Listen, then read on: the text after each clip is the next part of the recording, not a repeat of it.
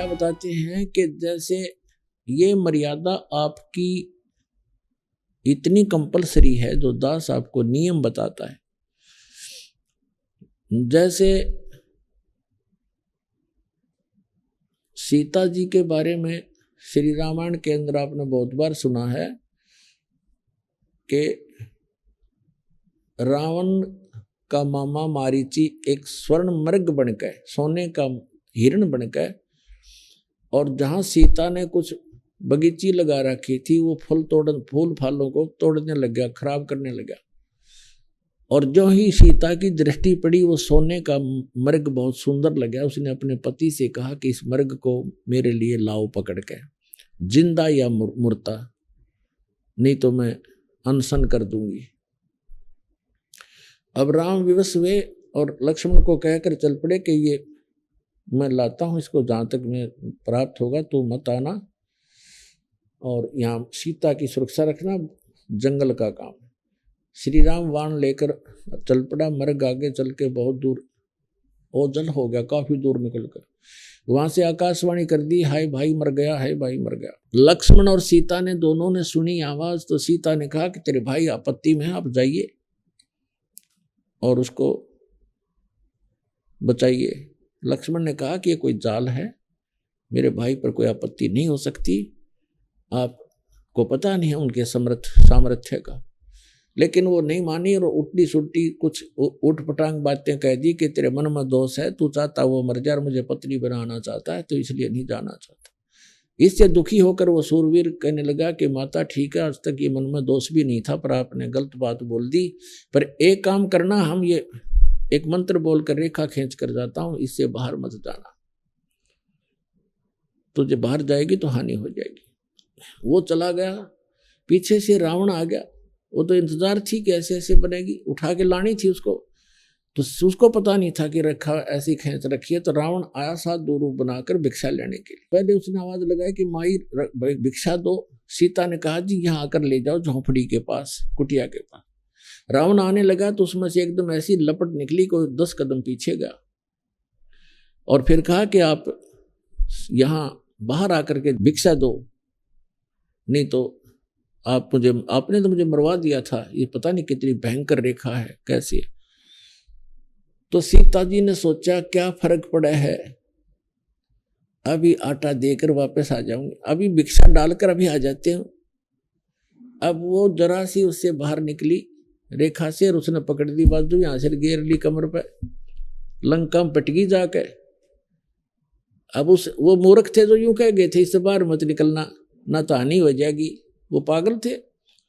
आप बिरान मट्टी करवाई, 12 वर्ष तक वहां पड़ी रही उसके अंदर, उस 9 लखे बाग में कैद बन के, और करोड़ों आदमी मरवा दिए, जब जाकर पीछा छूटा। तो पुण्यात्माओं, ये मर्यादा जो परमात्मा की दो दास बताता है, इसको लक्ष्मण रेखा समझ लेना। इस लक्ष्मण रेखा के अंदर ये नहीं आ सकेगा, इससे बाहर जाओगे तो मार तुम आप खाओगे। तो परमात्मा कहते हैं जब लग हंसा हमरी आना, और काल लगे नी तेरा बाणा।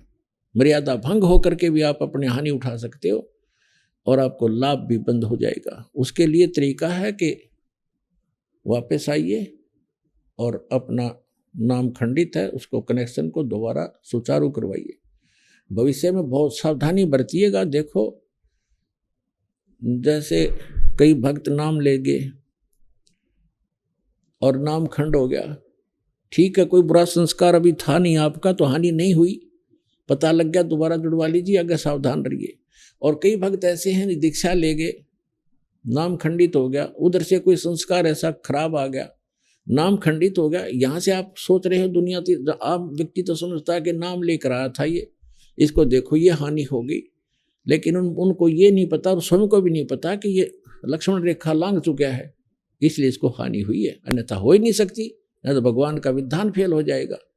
तो इसलिए आपने यह सावधानी बरतनी पड़ेगी। अब क्या बताते हैं परमात्मा, 100 वर्ष सतगुरु की पूजा, 100 वर्ष सतगुरु की पूजा, एक दिन आन उपासी, वो अपराधी आत्मा पड़े काल की फांसी।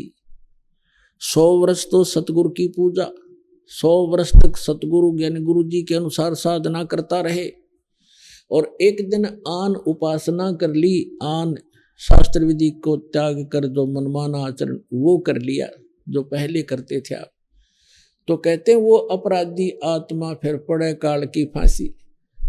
अब क्या होगा, कैसा बुरा बनेगा आपके साथ। जैसे आप जी ने दीक्षा ले ली, 1 वर्ष 2 वर्ष 4 वर्ष आपने साधना कर ली और फिर कोई ऐसी बात आ गई, आपका नाम खंडित हो गया, लोक लाज में आके आपने नाम खंडित कर दिया और आन उपासना शुरू कर दी और ये पूजाएं छोड़ दी, तो फिर आपके साथ क्या बनेगी कि आपको फिर भी लाभ हो रहे होंगे। आप इस नाम को त्याग दोगे, साधना भी बंद कर दोगे। नाम खंडित हो गया तो साधना ये करते भी रहना कोई लाभ नहीं होगा। जैसे कनेक्शन कट गया और बटन दबाते रहो, स्विच ऑन करते रहो, सारे पंखियों के भी, कूलर के भी, मोटर के भी, आपको भ्रम है कि लाइट चलेंगे नहीं। वो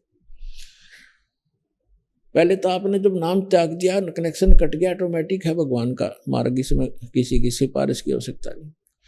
तो आप ये सोच रहे हो कि मैं भक्ति भी कर रहा हूँ और दूसरी भी सब शुरू कर दी और गुटी शूटी भी लानी शुरू कर दी और सब मर्यादाएं लांग दी, तो और फिर भी हानि नहीं हो रही आपको, आपका और हौसला बुलंद होता चला जाएगा, दुर्भाग्य होगा आपका। वो कारण क्या होगा कि 2 वर्ष 4 वर्ष जो आपने विधिवत साधना करके जो पुण्य इकट्ठे कर लिए वो आपके संग्रहित होंगे, आपकी बैटरी चार्ज होगी इन्वर्टर की, और आगे चार्जर खत्म हो गया, कनेक्शन रहा नहीं, लाइट आपके पास है नहीं, चार्जर काम कर नहीं रहा, तो उस समय भी आप अपने पंखे चल रहे हैं, ट्यूब जग रही है, कूलर भी चल रहा है और आपको नो प्रॉब्लम। और जिस समय वो पिछला संग्रह किए हुए पुण्य आपके समाप्त होंगे, जो 4 वर्ष 3 वर्ष 2 वर्ष 5 वर्ष भक्ति सत करी थी दास के से उपदेश प्राप्त करके, तो वो आपका संग्रह पुण्य चलते रहेंगे और वो इतने भी चल सकते हैं कि आपको हो सकता है इस जीवन में भी कोई दुख ना हो, लेकिन आपका भविष्य अंधकार में होगा, बहुत भयंकर हानि होगी आपको यार। और फिर जब आपके पुण्य खत्म होंगे, वो बैटरी डिस्चार्ज होगी, डाउन हो जाएगी, उस समय देखना आपके ऊपर पहाड़ टूटेगा दुखों का ज्यों का त्यों, फिर वो कोई भी सब सुविधाएं समाप्त हो जाएंगी क्योंकि आगे चार्जर आपका था नहीं, तो उसका भी फिर विकल्प है, फिर चार्जर लगवाना ही पड़ेगा, तभी वह बैटरी फिर संग्रह होगी, ना तो गया काम तय।